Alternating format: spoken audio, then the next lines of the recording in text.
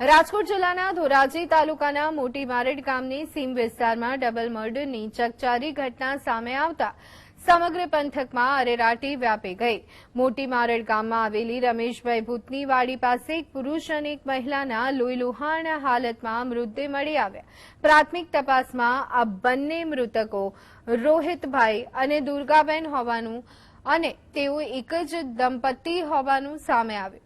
ઘટના સ્થળે મળી આવેલા મૃતદેહોની સ્થિતિ જોતા કોઈ અજ્ઞાત ઇસમો દ્વારા માથા કે શરીરના ભાગે બોથડ પદાર્થ મારી આ દંપતીની ઘાતકી હત્યા કરવામાં આવી હોવાનું અનુમાન સેવાઈ રહ્યું છે।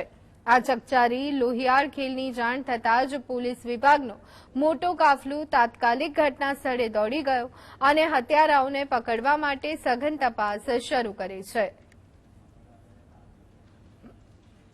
હું સવારે આવ્યો ને મેં જોયું કે એક ખાટલા ઉપર સુતેલ છે, એક નીચે છે ને બેયના મોઢા માથા અને મોઢાના ભાગે ઘણું લોહી દેખાયેલું। મેં મારા અહીંયા જીજાજી બાજુમાં વાવે છે ભાગ્યા, એને કરી આજુબાજુના બે ખેતરવાળાઓને જાણ કરી અને પછી પોલીસને જાણ